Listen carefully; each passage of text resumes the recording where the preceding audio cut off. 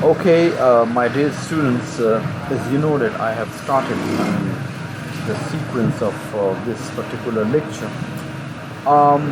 So, as I just mentioned in the previous lectures, that some part of literature has to be taken, um, is to be taken, but here in this article, which primarily focuses on some techniques of teaching literature, but there are things which related to teaching of literature has have been discussed in detail. So in this part I'm going to talk about how to analyze a poem. Let's say if there is a poem and which needs to be analyzed, how we have to analyze this. So literary appreciation or literary analysis is a way. See here, this is also called literary appreciation, or we say literary analysis. All right. This is actually a way of the readers who try to find out particular subject matters, all right, of particularly literary works, which have to work on this. And literary appreciation is similar to literary analysis, as I said. Literary comprehension and literary study. It is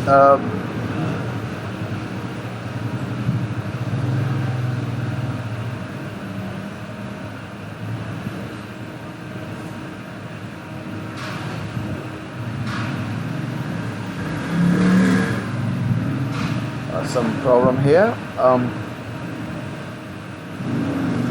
It is important to consider by the reader that poem can be approached,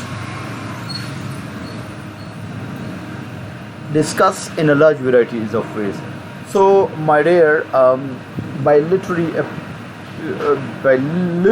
appreciation or literary analysis, we means that how is a poem evaluated and analyzed. All right. So obviously, different poems or different kinds of poem has to be discussed and analyzed in different ways. So in analyzing poetry, remember, the reader must always know the basic twofold approach of all activities of reading poetry. So readers must understand both the literal sense of the poem. Remember, this two-tier approach involves one literal.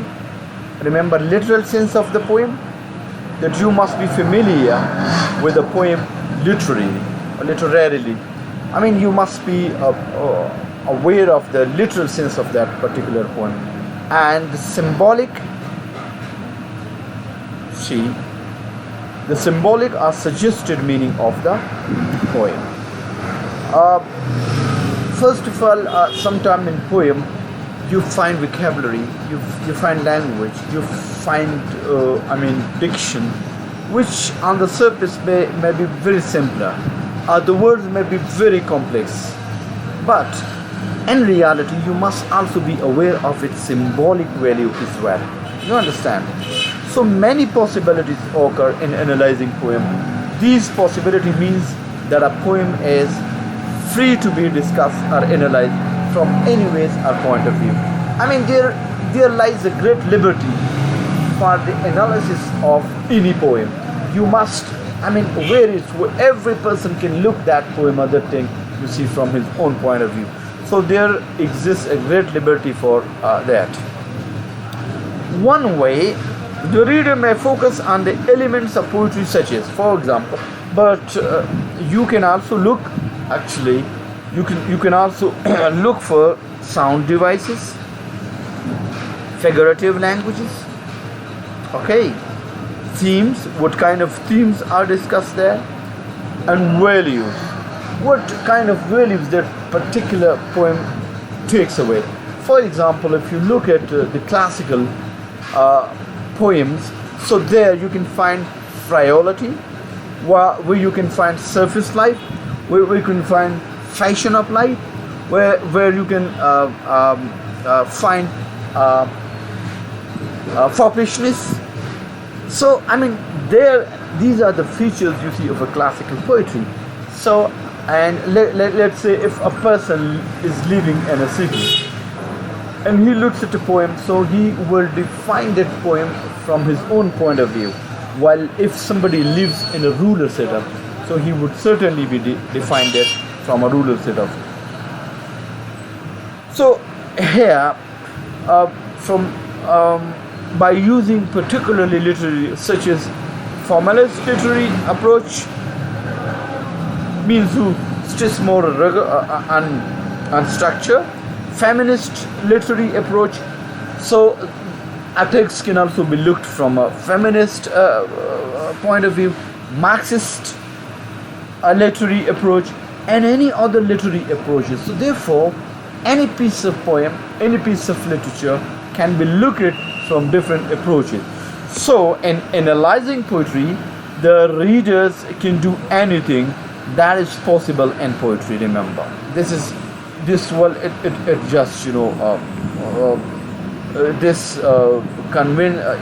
conveys us this sense.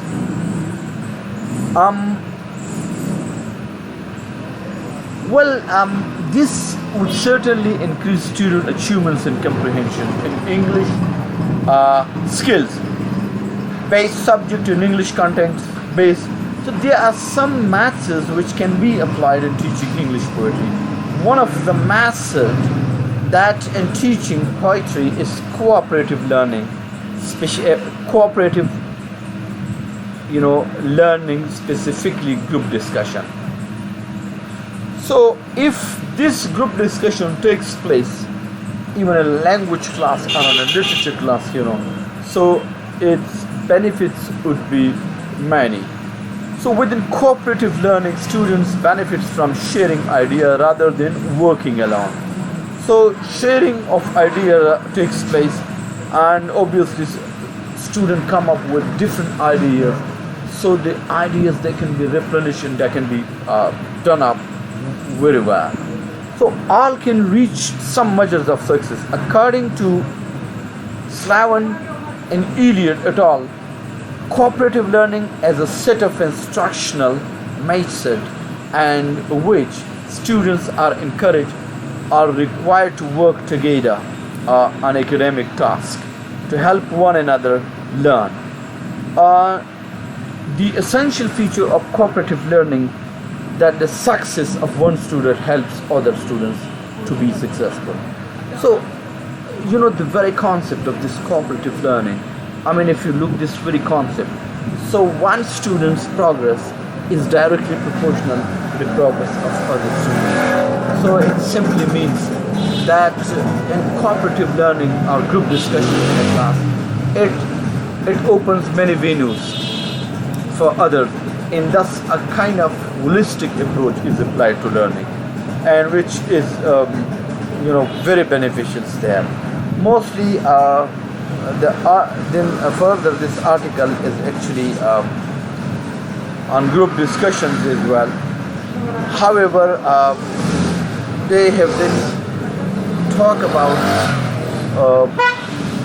teaching poetry using small group discussions. Okay. And teaching English poetry is a foreign or second language are needed particular methods to group discussion is one of the technique of cooperative learning, right? That's used by teachers in particular subject. Well, this method is proposed by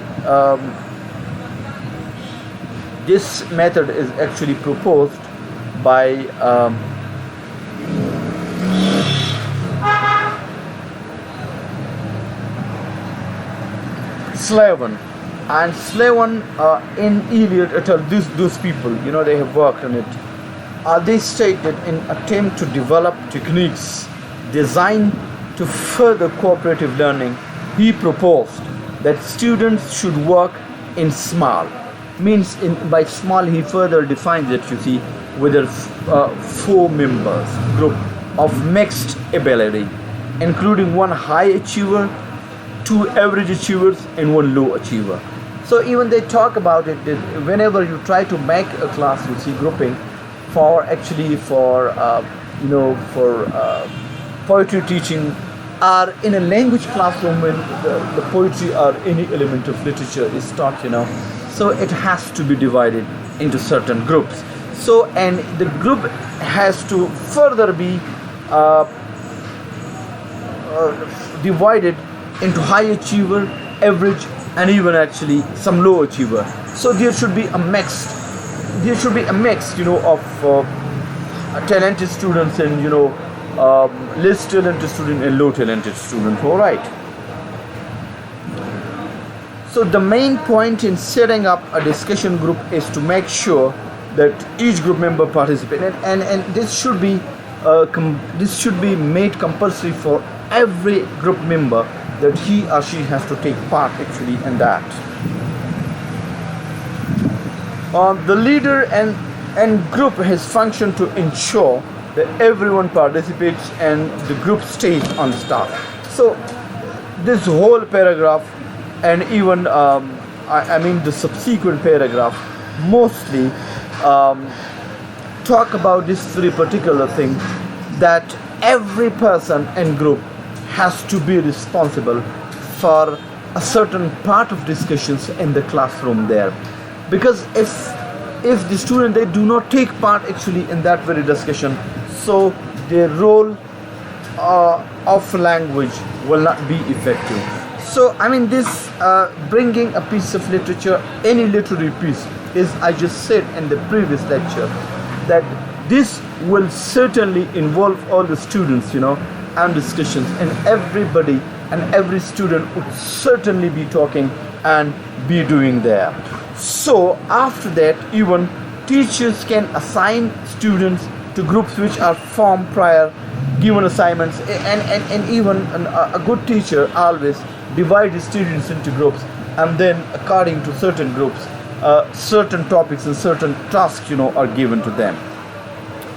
And for effective discussion, the small group discussion session will be divided into three parts. It has been discussed actually in the abstract. Pre-discussions activities, alright, in which teachers normally give information about the techniques and steps of discussion and the topic to discuss.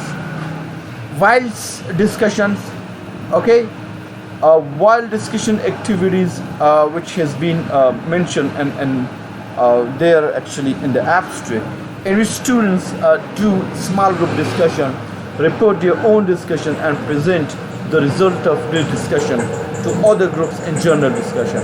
And then we have post discussions activities, where a teacher gives comments, corrections, clarifications on the poem discussed. So my dear students, if you even try to ask your teacher that they should try to divide the discussion of the class into three, like we say in pre-discussion, and then we have whilst discussion, and then we post discussion. So in pre-discussion, sometimes instructions and guidelines are given, and even the students can be asked about their opinions for the topic which the teacher intends to discuss with the students there. And the students come up openly, you see, to discuss that very topic there. And while during whilst discussions, mostly the students actually in this very part, you see the students, they are actually asked, and they present actually the result of their discussions and the knowledge which they get through the analysis of that very particular poem, because normally they are given time for analyzing and for looking at that very poem and poetry, so they come up and they discuss, you see, the poem and the poetry with their own. And here this was a small discussions there, and further obviously You see, before conducting small group discussion, the teacher should.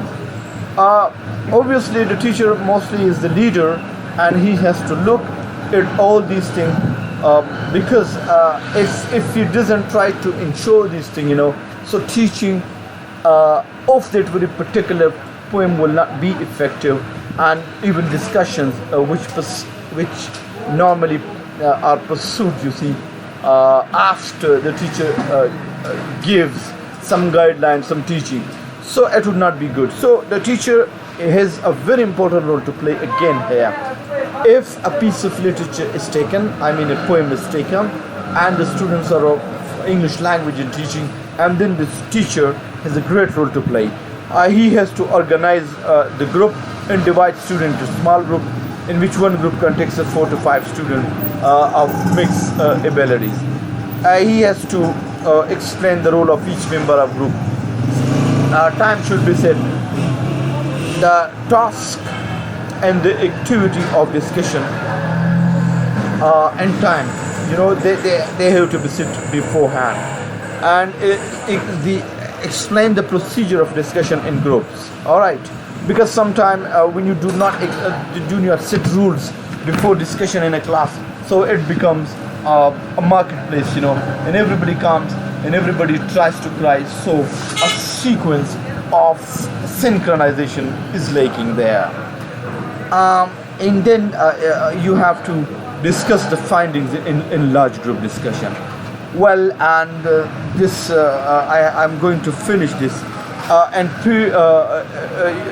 in pre-discussion activities, you can discuss about techniques, about procedures, about procedure and steps of discussion, and even the poetry discussion groups. And similarly, you can discuss, basically the students can come up with their results and discussion, and in the whilst group discussions time, and basically later on the post discussion activity, the teacher works of group discussion, and then the teacher commands group discussion and giving reward score to each group and member. So this, the whole thing moves in a very order fashion, there. So I think if discussion of any poem in a class, if it works according to this division, so I think much meaning and fruition would certainly come to that particular lecture. So I hope that you are getting discussing, you are going to have it, and obviously this article further discusses even the advantages of cooperative learning groups. By cooperative learning, which has already been explained, that things move in a passion of cooperation, and everybody gets an opportunity for saying something. Even the most shyest and the most silent students, the most non-participating students, they too take part in discussion, and thus a climate of overall cooperation takes place in the class. And obviously it has many advantages and disadvantages as well, but according to Ru et al., the advantages of implementing cooperative learning groups are: firstly, it improves students' achievement. See, their achievement, the students basically are focused over here, so a self-esteem comes to them. Everybody feels their importance, and social development also takes place. So obviously, in cooperative learning, students may help other students to improve their achievement as well. And even in language, suppose if a student speaks before they discuss with their teacher, other group. So first of all, they discuss within their own groups, and which brings some understanding, to other students, and even some linguistic precisions also takes place, during there. And obviously, it also teaches students to work together as a team. Team spirit comes to them, and everybody feels important there. And they also emphasize an interaction between students, which further focuses on socializing and sharing their knowledge. So these are very, very information and even opinions to others. And secondly, students obviously have motivation to learn, and they feel motivated. And sometimes if the students, I mean some of the weaker student, when they speak, so the other student, they speak as well, because they feel inherently motivated to take part actually in discussion, because when the whole class discusses and few students remain, so obviously that's not so positive attitude towards instruction and greater acceptance of student differences. It shows that cooperative learning groups may motivate students to learning and this and that.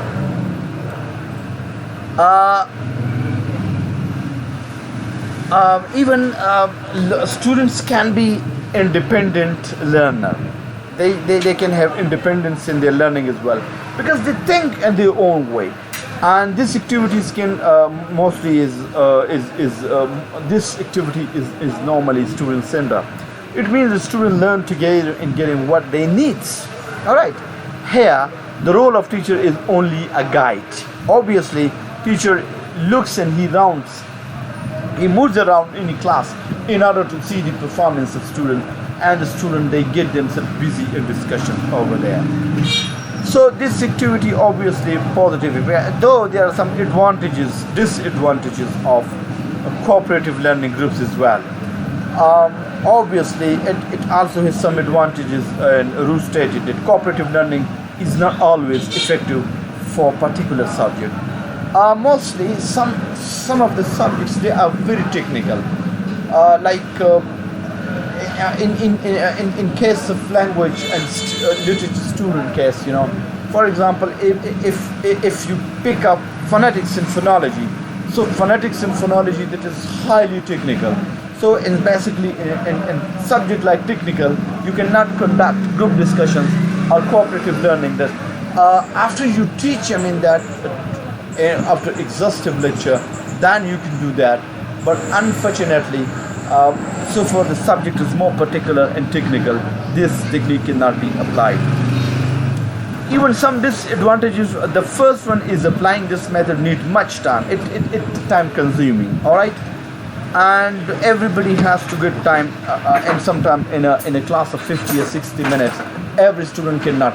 But normally what I do, especially when I teach general English to my students, what I do there, I just try to divide my class of 50 into group 5 or 6 groups, and then and I then count, and every group, they are based on permanent basis, so I count and I make CR actually of each group, and then the CR records each and everything there.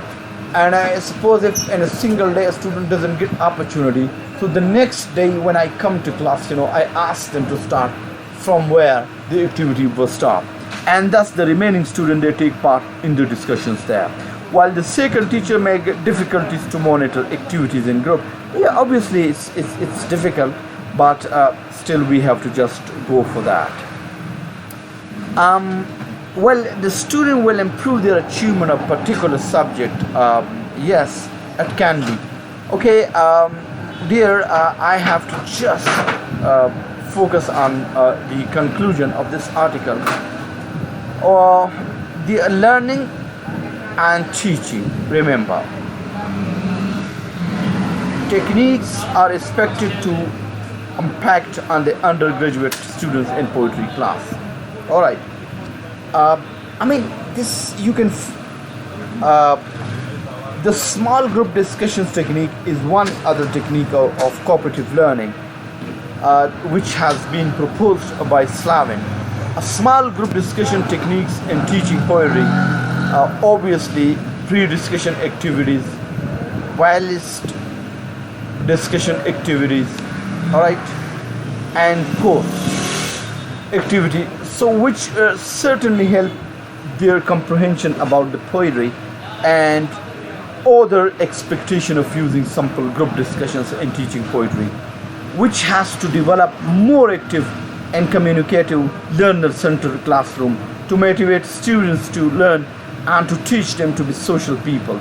So in conclusion, the writer of this very particular article expects that small group discussion technique, maybe an alternative technique of teaching poetry and can solve teacher and student problem in poetry. So my dear student, this article is finished. So I want to actually tell you something on it, that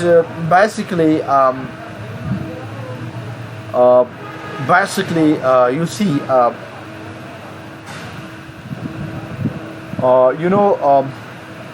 basically you see that most probably you see the point,